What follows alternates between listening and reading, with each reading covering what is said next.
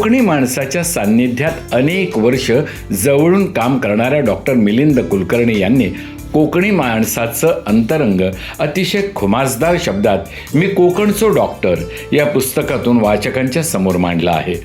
वरकरणी हसवणाऱ्या पण कोकणी माणसांच्या व्यथा वेदना मांडणारं हे पुस्तक वाचकांना अंतर्मुख करतं.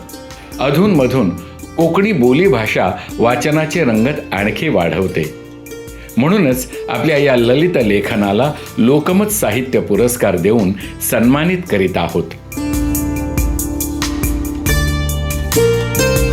यानंतर ललित लेखन या साहित्य प्रकारामधला पुरस्कार जातोय डॉक्टर मिलिंद कुलकर्णी यांना आणि त्याचं नाव आहे मी कोकणचो डॉक्टर.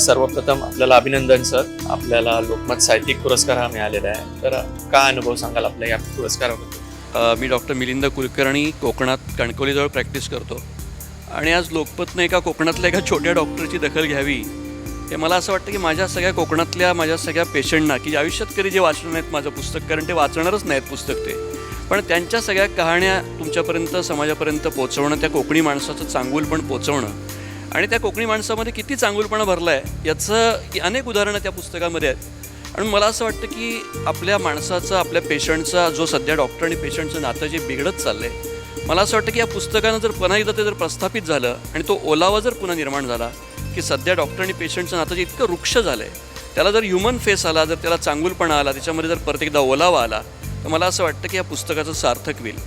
दुसरं असं की कोकणातल्या माणसांना कायमच तो आपलं दुःखसुद्धा हसवून जिरवून टाकतो, त्याच्या ज्या काही वेदना आहेत त्यासुद्धा तो विनोदानेच घेतो आणि म्हणून हे पुस्तक विनोदी नाही आहे. या पुस्तकामध्ये विनोदी झाक असेल, लेखन ही स्टाईल विनोदी असेल, पण आमच्या एकूण माणसाचं त्याच्यामध्ये असलेलं चित्रण मला असं वाटतं की त्या माणसाचा चांगुलपणा लोकांपर्यंत, सगळ्या समाजापर्यंत पोचावा असं त्याच्या पाठीमागची भूमिका होती.